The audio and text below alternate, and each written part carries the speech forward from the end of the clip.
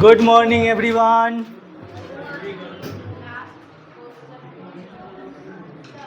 Personally का मतलब हुआ कि छुट्टी के बाद आप हमसे पूछ लीजिएगा, ठीक है? क्लास के बाद। हाँ वही, ऐसे नहीं बोला जाता है बतिया is same same different is थोड़ा मोड़ा, वही।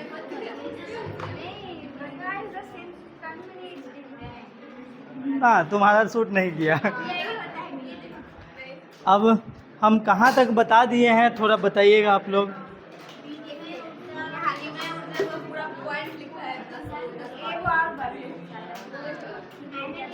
अच्छा, आयनन एंथैल्पी बता रहे थे। ओए शांत रहो, नॉइज कैंसिलेशन का फीचर आया है, इसका मतलब ये नहीं कि आप लोग हल्ला करिएगा। शांत रहो, उतना भी नहीं है, थोड़ा सा ही है, तो शांत रहो तुम लोग।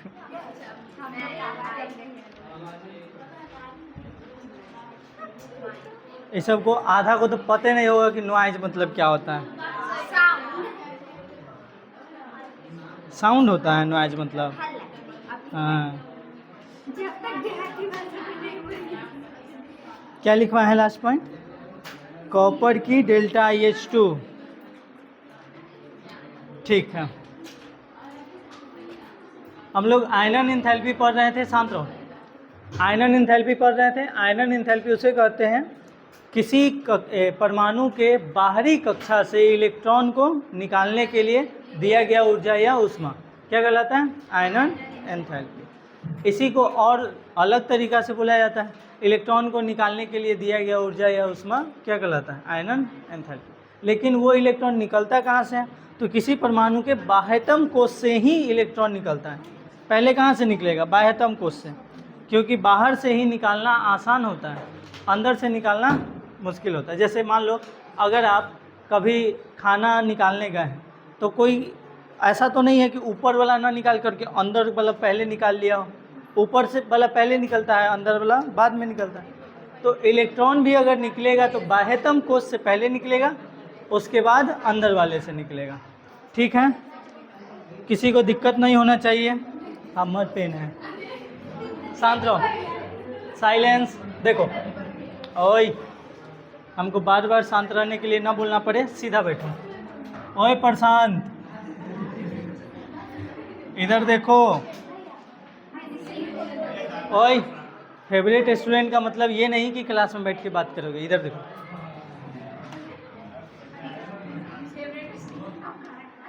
What is this? ये चल का ही नहीं रहा है, मेरा दिमाग सुबेरे से खराब किए हुए हैं। नहीं जी, आज उसमें भी कुछ नहीं पढ़ाए।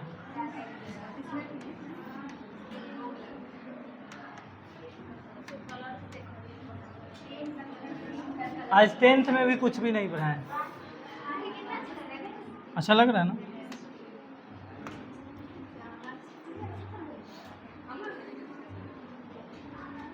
हम कहाँ कह रहे हैं कि अच्छा नहीं लग रहा।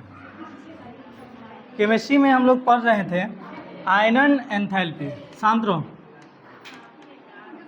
आयनन एंथैल्पी। इंग्लिश में इसको बोलते हैं, क्या बोलते हैं बताओ कोई? आयनन एंथैल्पी को इंग्लिश में आयनन, स्पेलिंग बोलो, स्पेलिंग।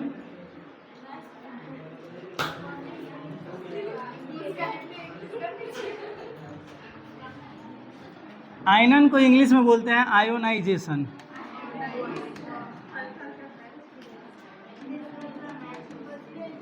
और एंथैल्पी का तो एंथैल्पी ही होता है। ए हो गया, ए होगा।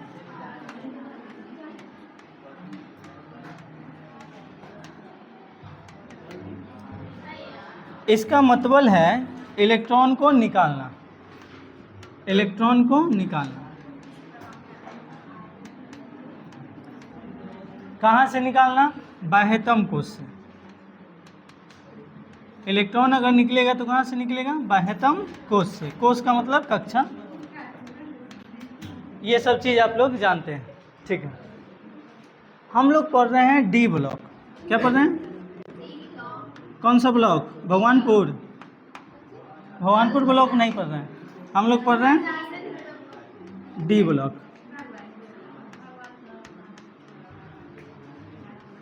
डी ब्लॉक के तत्व को क्या बोला जाता है? संक्रमण तत्व। अब संक्रमण तत्व क्यों बोला जाता है? क्योंकि डी कक्षक खाली रहता है।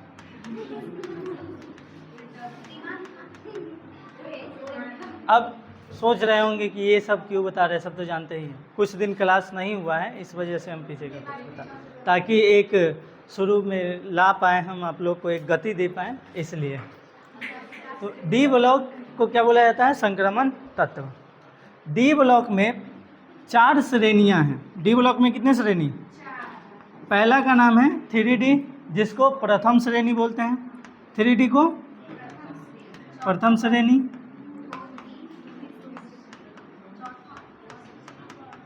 उसके बाद 4D को द्वितीय, 5D को तृतीय, 6D को चतुर्थ।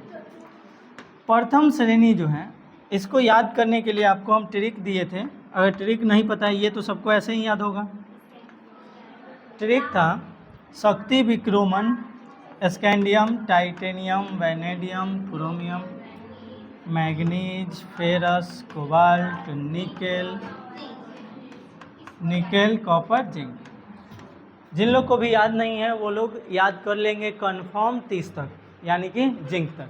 हम फिर अगले दिन सुनेंगे, क्योंकि जब तक आपको यहाँ तक याद नहीं रहेगा, इलेक्ट्रॉनिक विन्यास समझ में नहीं आएगा।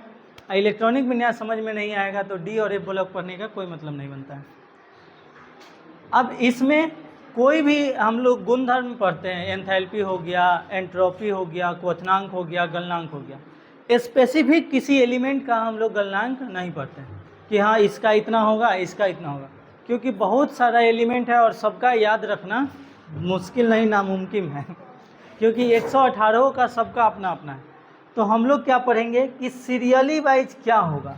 अगर हम लेफ्ट से राइट जाएंगे तो किस प्रकार का परिवर्तन होने वाला है, राइट टू लेफ्ट जाएंगे तो किस प्रकार का परिवर्तन होने वाला है, हम लोग सिर्फ वही देखते हैं। तो आप बताइए, सबसे पहले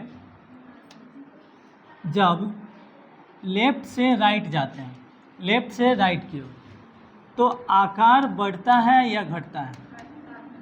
आकार बढ़ता है या घटता है? तो आकार घट जाता है। क्यों घटता है? क्योंकि प्रोटॉन की संख्या बढ़ जाती है। किसकी संख्या? प्रोटॉन की संख्या बढ़ जाती है।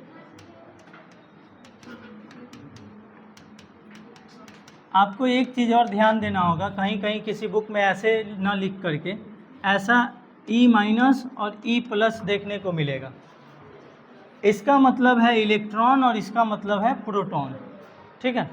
ये है इलेक्ट्रॉन, ये है प्रोटॉन। जरूरी नहीं कि प्रोटॉन के लिए P ही लिखेगा, E लिख करके उस पर पॉजिटिव चार्ज भी आ गया है तो उसका मतलब क्या है? प्रोटॉन। और अगर सिर्फ E लिख करके छोड़ दिया है, इसका मतलब ही प्रोटॉन, क्योंकि प्लस में 1 लिखने से आप पॉजिटिव लिखिए या ना लिखिए बात बराबर हो जाता है, और पावर में कुछ नहीं, इसका मतलब 1 होता है, ठीक है। तो इसलिए ये सब चीज़ जो थोड़ा सा टेक्निकल रूप से है वो भी आपको ध्यान में रखना होगा, समझ करके चलिए। तो आकार बढ़ता है। अब आपको पता है कि आकार घटता है क्योंकि प्रोटॉन की संख्या बढ़ जाती है। जिसका आकार बड़ा होगा उसका इलेक्ट्रॉन ज़्यादा दूर होगा, और जिसका आकार छोटा होगा उसका इलेक्ट्रॉन कम दूर होगा। तो ज़्यादा दूर वाले इलेक्ट्रॉन को निकालना आसान है या कम दूर वाले इलेक्ट्रॉन को निकालना आसान है? ज़्यादा दूर वाला इलेक्ट्रॉन को निकालना आसान है। यानी कि जब लेफ्ट से राइट की तरफ जाते हैं तो आकार में कमी आती है, यानी छोटा होते जाता है। तो जैसे जैसे हम इधर की ओर जाएंगे वैसे वैसे इलेक्ट्रॉन को निकालना कठिन हो जाएगा। तो सबसे पहले जो होगा उसका इलेक्ट्रॉन निकालना आसान है। तो आप बताइए, आयनन एंथैल्पी बढ़ेगा कि घटेगा? आयनन एंथैल्पी। अब इसमें समझना, जैसे होता क्या है, अब कोई सोचेगा कि इलेक्ट्रॉन को निकालना कठिन है तो आयनन एंथैल्पी घट जाएगा। नहीं, इलेक्ट्रॉन को निकालना अगर आसान है तो आयनन एंथैल्पी कम लगेगा, अगर कठिन है तो आयनन एंथैल्पी ज़्यादा लगेगा। इसका मतलब है ऊर्जा देखना। जैसे आप देखते होंगे घर पे खाना वाना बनाने टाइम, अगर कोई सब्जी ज़्यादा दिन का हो गया है, जुआ गया है, तो उसमें ज़्यादा देर तक वो सीजता है, होता है कि नहीं? तो उसमें ज़्यादा टाइम लगता है, ज़्यादा उष्मा की ज़रूरत पड़ती है उसको। तो उसी तरह से जो एकदम छोटा हो गया है, ढीठ हो गया है, तो उसको ज़्यादा उष्मा की ज़रूरत पड़ेगी। तो ज़्यादा उष्मा की ज़रूरत पड़ेगी, तो जैसे जैसे हम लेफ्ट से राइट की तरफ बढ़ेंगे, आयनन एंथैल्पी का मान बढ़ेगा। आयनन एंथैल्पी का मान क्या होगा? क्यों? क्योंकि आकार छोटा हो गया। अब इस नॉर्मली ये होता है। अब कोई कहेगा कहीं कहीं तो घट गया है, तो फिर ये चीज़ तो गलत हो गया।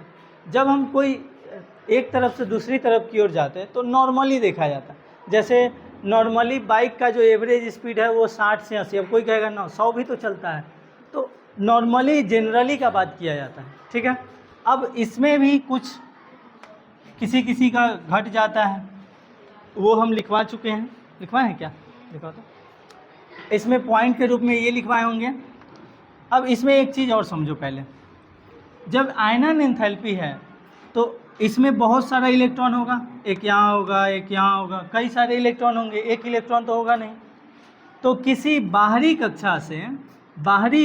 कक्षा से एक इलेक्ट्रॉन निकालेंगे तो उसको बोलेंगे प्रथम आयनन एंथैल्पी। उसको क्या बोला जाता है? प्रथम आयनन एंथैल्पी। और उसके बाद फिर दूसरा इलेक्ट्रॉन निकालेंगे तो उसके लिए द्वितीय आयनन एंथैल्पी, तीसरा निकालेंगे तृतीय आयनन एंथैल्पी, चौथा निकालेंगे चतुर्थ आयनन एंथैल्पी। तो आप जितने इलेक्ट्रॉन निकालते जाएंगे उस हिसाब से आयनन एंथैल्पी बनते जाएगी, ठीक है। किसी को कोई दिक्कत नहीं होना चाहिए। अब इसमें क्या था कि स्कैंडियम जो होता है, स्कैंडियम से लेकर के मैंगनीज तक घटता है और उसके बाद थोड़ा सा बराबर हो जाता है। यहाँ ऐसे कर देते हैं, यहाँ घटता है आयरन, कोबाल्ट और निकेल भी है। निकेल का लगभग बराबर हो जाता है और उसके बाद निकेल से लेकर के जिंक तक थोड़ा सा बढ़ जाता है। तो इसको ऐसे कर दो, ठीक है। जब यहाँ से आते हैं तो ज़्यादा घटता है, यहाँ पर आकर के इक्वल हो जाता है और बाद में थोड़ा सा बढ़ जाता है। ये सब डिनोट करने का तरीका है। जब शॉर्ट नोट बनाते हैं तो उसमें पूरा एक लाइन हम नहीं लिखेंगे कि हाँ यहाँ से यहाँ जाते हैं तो बढ़ता है, उतना नहीं लिखने की जरूरत है। स्कैंडियम से मैग्नीशियम है, यहाँ से एरो दर्शा दिए कि कहाँ तक जाएगा, मैग्नीशियम तक। घटता है तो नीचे मुँह एरो, बहुत ज़्यादा घटता है, तेज़ी से घटता है तो 2 गो एरो, हो गया, ख़त्म। और अचानक से घट जाता है तो 3 गो एरो लगा दीजिए, वहाँ से आप समझ सकते हैं। तो ये सब शॉर्ट नोट्स होता है। अब ये सब समझने का तरीका सबका अलग अलग होता है, ठीक है। तो सब अपने अपने हिसाब से नोट्स बनाएगा और हम जो यहाँ लिखवाएंगे वो सबके अनुसार से लिखवाएंगे। तो जब शॉर्ट नोट्स बनाते हैं तो उसमें सब कुछ नहीं लिखना है। शॉर्ट नोट्स रिवीजन के समय बनाया कीजिए, एक बार उसको पढ़ लीजिए और उसके बाद लिखो। पूरा कॉपी जो होगा वो कम से कम एक चैप्टर ख़त्म होने के टाइम इतना कॉपी हो जाता होगा, सब कुछ लेकर के क्वेश्चन वगैरह सब। तो उतना रिवाइज करने की ज़रूरत नहीं है, पलटने का ज़रूरत नहीं है। उसमें आपको आधा 60 से 70% अगर आप सिंसियर ही होकर के पढ़ते हैं तो 60 से 70% ऐसा चीज़ होगा जिसको देखने की कोई ज़रूरत नहीं है, वो ऐसे ही याद रहेगा। तो जो नहीं याद रहता है उसको देखने की आवश्यकता पड़ती है। अब इसमें हम कुछ पॉइंट लिखवाए हुए थे, कुछ पॉइंट लिखवाए थे कि किसका कितने किससे ज़्यादा होता है, क्यों होता है। जैसे क्रोमियम का एक अलग कंडीशन है, कॉपर का एक अलग कंडीशन है। तो वैसे हम कुछ पॉइंट लिखवाए थे। लास्ट पॉइंट था कि कॉपर का द्वितीय आयनन एंथैल्पी का मान निकेल व जिंक के द्वितीय आयनन एंथैल्पी के मान से ज़्यादा होता है। अब ऐसा क्यों होता है ये समझो। कॉपर जो है अभी इसके बाहरी कक्षा में कितने इलेक्ट्रॉन हैं? 10, 3D में 10 गो है। और निकेल में कै गो हैं? निकेल कॉपर जिंक 3D में 8 गो। और जिंक में कितना है? तो 3D में 10 गो। इसके 4s में 2 इलेक्ट्रॉन हैं, इसके 4s में 1 इलेक्ट्रॉन है, इसके 4s में भी 2 इलेक्ट्रॉन। अब देखो इसका द्वितीय आयनन एंथैल्पी, यानी पहला इलेक्ट्रॉन यहाँ से निकलेगा, यहाँ से निकलेगा नहीं, कहाँ से निकलेगा, बाह्य कोश से निकलेगा, यानी 4s से निकलेगा। पहला इलेक्ट्रॉन यहाँ से निकलेगा, निकल गया। अब दूसरा इलेक्ट्रॉन ये देना नहीं चाहेगा। क्यों देना नहीं चाहेगा? क्योंकि अस्थायी हो जाएगा, और अस्थायी होना चाहता है कोई भी, तो दूसरा इलेक्ट्रॉन के लिए बहुत ज़्यादा आयनन एंथैल्पी की ज़रूरत पड़ेगी। लेकिन इसके साथ देखो, पहला इसी में से निकला, दूसरा भी इसी में से निकला, तो पहला निकला दूसरा निकला, तो ये तो पहला जब निकल गया तो अपने आप अस्थायी हो गया, पहले से भी अस्थायी था तो ज़्यादा देना नहीं पड़ा। ठीक है, ये कह रहा है कि पहले ही से हम अस्थायी हैं तो ले जाओ, तनका और दर्द सह लेंगे, और दूसरे को ले गया। अब इसके साथ देखो, इसके साथ जब एक इलेक्ट्रॉन अभी ये अस्थायी है तो पहला आयनन एंथैल्पी जो होगा इसका ज़्यादा होगा, पहला इलेक्ट्रॉन निकालना थोड़ा सा मुश्किल होगा। तो जैसे ही पहला इलेक्ट्रॉन निकालेंगे यहाँ क्या हो जाएगा, एक हो जाएगा। अब क्या हो गया, अस्थायी, अब ये आसानी से इलेक्ट्रॉन दे देगा। तो इसलिए द्वितीय आयनन एंथैल्पी इन दोनों से ज़्यादा किसका हो जाता है, कॉपर का हो जाता है। किसी को कोई दिक्कत परेशानी नहीं होना चाहिए। उसके आगे पॉइंट लिखिए, उसके आगे आप पॉइंट लिखो, लिखवाते हैं हम।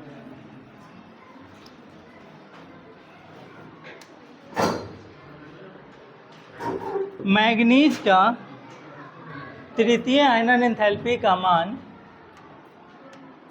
मैग्नीज का तृतीय आयनन एंथैल्पी का मान, मैग्नीज का तृतीय आयनन एंथैल्पी का मान बहुत ज़्यादा होता है, बहुत ज़्यादा होता है।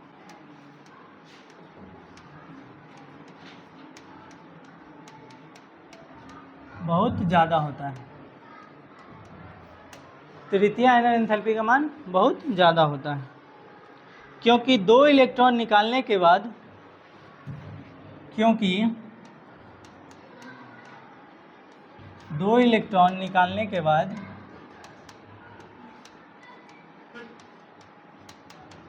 वह अधिक अस्थायी हो जाता है, अधिक अस्थायी हो जाता है। दो इलेक्ट्रॉन निकालने के बाद वह अधिक अस्थायी हो जाता है।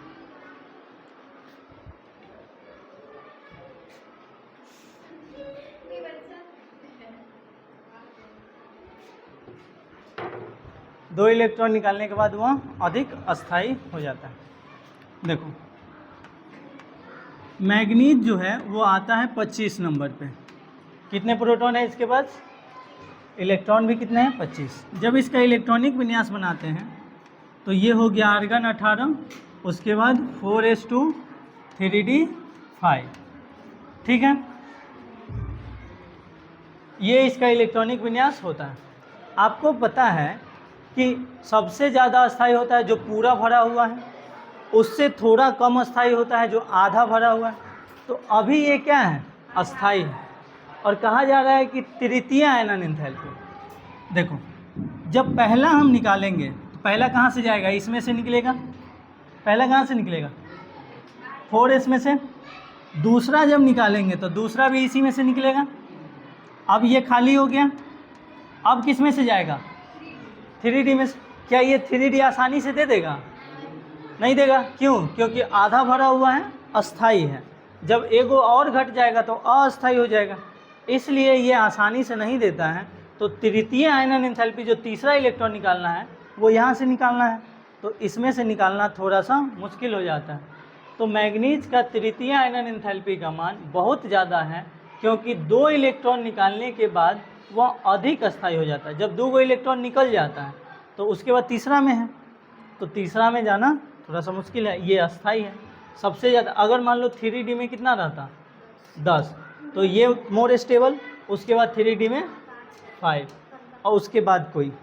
ठीक है, तो सबसे ज़्यादा ये होता है, उसके बाद ये होता है। किसी को कोई दिक्कत परेशानी, शंका? नेक्स्ट पॉइंट लिखिए। ये चीज़ को बनाया है, ये क्या बनाओगे, ये तो समझाएं। नेक्स्ट पॉइंट लिखो। 5d श्रेणी के तत्वों का आकार 5D श्रेणी के तत्वों का आकार 5D श्रेणी के तत्वों का आकार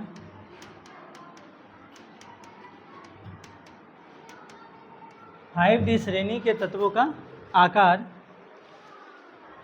4D श्रेणी के तत्वों के 4D श्रेणी के तत्वों के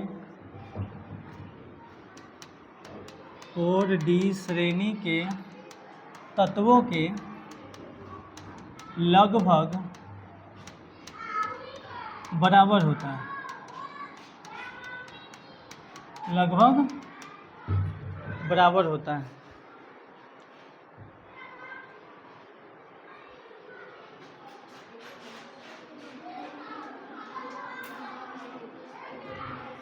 लेकिन उसी में लिखिए, लेकिन 5D श्रेणी का आयनन एंथैल्पी का मान 4D श्रेणी 4D श्रेणी के आयनन एंथैल्पी से बहुत अधिक होता है, बहुत अधिक होता है। बहुत ज़्यादा क्या होता है? अधिक होता है।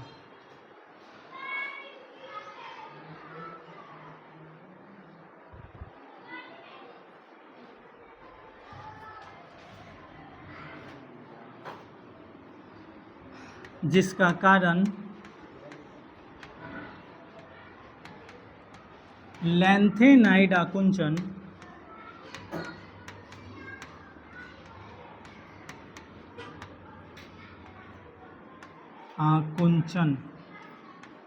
जिसका कारण लैंथेनाइड आकुंचन है। लिख लिए सब लोग? समझाते हैं, अभी मुंह मत बनाओ, समझाएंगे। पानी है मोदी जी? लाओ, कंठ भी जा लेते हैं। लाओ लाओ, हो जाएगा।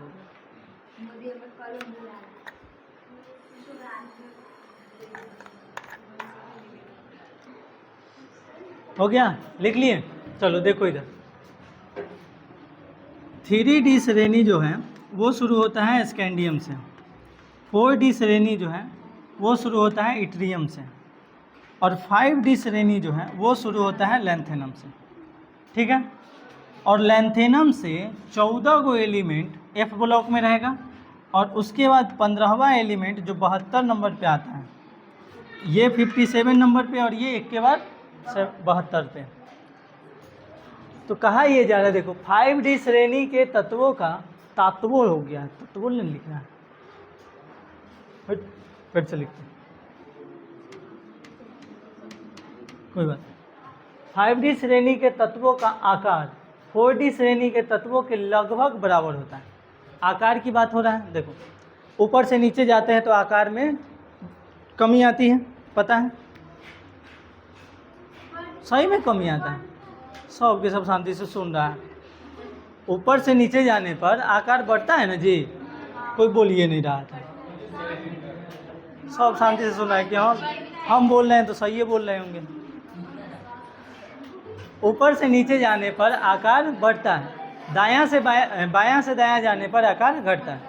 तो ऊपर से नीचे जाने पर आकार बढ़ता है, तो इस श्रेणी का और इस श्रेणी का आकार लगभग बराबर कैसे हो गया? तो उसके लगभग बराबर होने के पीछे का रीजन है लैंथेनाइड आकुंचन। देखो होता क्या है, यहाँ पर 57 प्रोटॉन है और यहाँ पर 72 प्रोटॉन है। लैंथेनम के पास 57 है, और उसके बाद जो यहाँ हाफनियम है शायद, इसके बाद हाफनियम है, ये सब वैज्ञानिक के नाम ऊपर रख दिया गया। इसके पास 72 प्रोटॉन है। मान लो कोई एक व्यक्ति है, उसको 57 गो आदमी मिल करके खींच रहा है या फिर कोई छोटा बॉल है, उसको 57 न्यूटन का फोर्स से उसको चापा जा रहा है, ठीक है? और एक दूसरा उसी साइज का बॉल है या फिर उससे थोड़ा बड़ा है, जिसको 72 न्यूटन फोर्स के बल से चापा जा रहा है। कौन ज़्यादा छोटा हो जाएगा चपाने के बाद? 57 वाला कि 72 वाला? इसके जस्ट बगल में आएगा 73 वाला। इसके जस्ट बगल में आएगा 74 वाला। तो ये जितना नहीं संकुचित होता है उससे ज़्यादा संकुचित ये हो जाता है, और ये इतना ज़्यादा संकुचित हो जाता है कि इसके ऊपर वाला जो श्रेणी है उसके लगभग बराबर हो जाता है। समझ पाए कि नहीं? इसके बीच सिर्फ एक कारण है, लैंथेनाइड आकुंचन। इसके बीच से जो एगो एफ ब्लॉक या एफ श्रेणी एगो निकला है, उसके वजह से इसके पास प्रोटॉनों की संख्या बहुत अधिक हो जाता है और ये बहुत ज़्यादा संकुचित हो जाता है और इसका आकार बहुत छोटा हो जाता है, जिसके वजह से ये अपने ऊपर वाले श्रेणी के लगभग बराबर हो जाता है।